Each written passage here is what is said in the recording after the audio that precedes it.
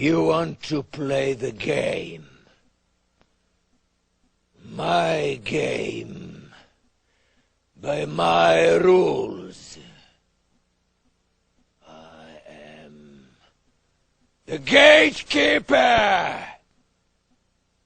I rule this game, and you will obey my rules. Nightmare is a board game series that started in 1991 and was created by an Australian gaming company called A Couple of Cowboys. It quickly became a sensation, spreading to countries all over the world and becoming a really beloved classic board game. It also spawned a plethora of expansions and follow-up games, the latest of which was actually made in the 2000s. And even though the game series is now referred to as Atmosphere because there was a really popular European cartoon also made around that time called Nightmare, like Knightmare. They changed it to Atmosphere. And even with the name change, it's clear that this board game series is still really loved. Today, however, I'm just going to be concentrating on the first game, which is simply titled Nightmare. Now, as I said before, Nightmare was released in 1991. It's made for 2 to 6 players, and it's a VHS board game, meaning that the game consists of a traditional board and a VHS that's meant to be played along with the board game. Now, the first thing you'll notice is the box, which is kind of odd. I've never really seen a box kind of shaped like this before. It's long, and it's designed kind of like a coffin on the outside. It definitely is an attention grabber, and it just, it's kind of really weird to me. You it has like, hinges, just like a coffin, and on the back here, you can see a preview of the gatekeeper, more on this bastard later, and a little preview of what's inside the box. But now that we've taken a look on the outside, let's take a closer look at what's on the inside of this thing. Okay, so barring the tons of computer parts I have in my room right now, here's everything that comes with the Nightmare board game. Here is the board. You go around in a circular motion, and these inner tracks are for the end of the game only. More on that later. It comes with these Nightmare cards that have just, random stuff on them that you can write in a washable pen. This is not the original pen that comes with it. I actually got this off of eBay, so that was a pen that whoever owned it previously had in. So it's basically, this is like a washboard kind of thing. You could just wipe it off with a tissue, when you're done with it, and reuse it. It also comes with 1 dice and a heads or tails token that you use, which I'll explain more on that later. It comes with a 60-minute VHS tape, a black bag, 6 number tokens, numbered 1 through 6, and 6 player pieces, which represent 6 supernatural creatures, or harbingers, as they're called. Helene the poltergeist, Gavadon the werewolf, Baron Samedi the zombie, Dijontrain the witch, Khufu the mummy, and Elizabeth Bathory. Each character also has 6 keys that comes with it, more on those later, and the game also has time, chance, and fate decks, and there'll be more on the use for those cards later. So let's talk about the gameplay. Simply put, the goal of the game is to earn all 6 of your keys, get to the middle of the board, and pick up a Nightmare card that doesn't have your greatest fear on it. You have to do all of this within 60 minutes, and while also battling the gatekeeper on screen. The gatekeeper! Yes, the gatekeeper.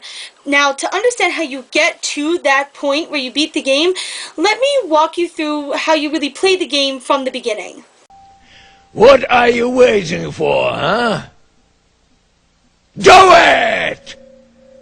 Don't waste my time, for you have precious little of it. Calm your ass down, dude! Anyway, each player basically takes the role of one of the characters. You pick a playing piece, you take the numbers, you put them in the bag, shake them around, everyone picks a number randomly, slips the number into your playing piece, and you've got a color and a number. Then you take the Nightmare cards, write your greatest fear on them, shuffle them up, and put them in the middle of the board. It's pretty much all the setup that's really required. So it's a pretty easy and fast setup. Now, as for the gameplay, the basics of it is that each player just takes turns rolling the dice, moving around in a circle, and just simply following the directions that are on whatever space you land. There are gravestones with each character's name on it, which can do some things, but basically is just where your player piece starts. There's spaces that can sometimes give you keys, and then there's also the chance, fate, and time card spaces. Time cards refer to whatever time it is that's on the screen. When the time that's on your card comes along, which is pretty rare since it's usually past the time that you get anyway, you simply just do what the card says. Some of the cards are really plain hilarious. You know, they screw with, you know, your opponents. Maybe you can take cards from them, or you could just wind up banishing them to the black hole. And yes, the black hole, or as all of you Spoony fans out there know it, the black hole. Black hole. This is a space that basically stops you from participating in the game until either a card lets you out, another player gets an ability to let you out, or the gatekeeper releases you. This can make the game pretty unbalanced, but I'll get to that more later. Anyway, most of the time cards let you steal keys cards or do other things to help you, or if the gatekeeper is feeling like a real ass, harm you. For instance, you'll get a card telling you to pick up the dice and hold them in your hands and not let anyone play until the gatekeeper appears, and then this will happen. Come! You! Yes, you! The one whose turn it is next, answer me! You're banished. Oh! Thanks, douchebag! Well, anyway, now that I'm sitting in the black hole, let's continue. The fate cards simply let you do things for yourself or to other people if certain conditions are met, such as your opponent being a certain character or one of you being associated with a certain number. The chance cards are similar but are rarely useful since they call for very specific situations, like you have to be on Dijon train and your number has to be 3 in order for it to work. There's also cards in there that have half of a key on them, and getting both halves will let you take a key of your own. There's only one card, though, that has the actual front of the key on it, and that kind of renders the mechanic completely useless. Besides that, though, the Fate and Chance cards do make use of that coin that I showed you that comes with the game. Most of the things that are on the those cards will ask you to just flip a coin, and it'll tell you what to do if you land on heads or tails. Now, besides what's on the board, you also obviously have the tape involved, and you have to listen out for the gatekeeper and stop whenever he appears. Holy crap! As if you could miss him! Jeez. Anyway, when the gatekeeper appears, all play stops, and then whoever's turn it is has to answer, "Yes, my gatekeeper." And then whoever the gatekeeper calls upon, whether it be the person whose turn he interrupted or the entire player group as a whole, has to follow his instructions. Then, as an added kick to the balls, whoever's turn he interrupts ends, and play then resumes with the next person. So basically, after that, you continue using the board, the cards, and the video to guide you through the game, all the while trying to collect all 6 of your keys. Each key gives you a specific power, such as the ability to get out of the black hole, or to flip a coin to take someone's cards. And when you get all 6 keys, you can then start moving into the middle to try and land on the nightmare space. You have to land on the nightmare space by an exact roll. Then, as if getting there wasn't hard enough, you have to wait until your turn comes around next, and then you have to roll a 6 in order to be able to pick up one of these stupid cards. Now, if it isn't your fear, you get to jump up, stop the tape, and you win. If it is your fear, you're out of the game.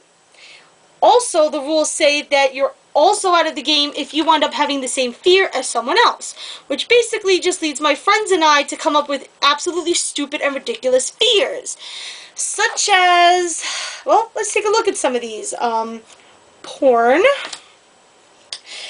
Getting raped while watching Twilight as the Red Sox sweep the Yankees, and my personal fear, Edward Cullen. Fuck that guy. You can blame it on the others, not me. Now, as you might be able to tell, this game can get unbalanced really quickly. It's easy to get stuck trying to roll a 6 at the very end, or you can be stuck hanging out in the black hole for half the game.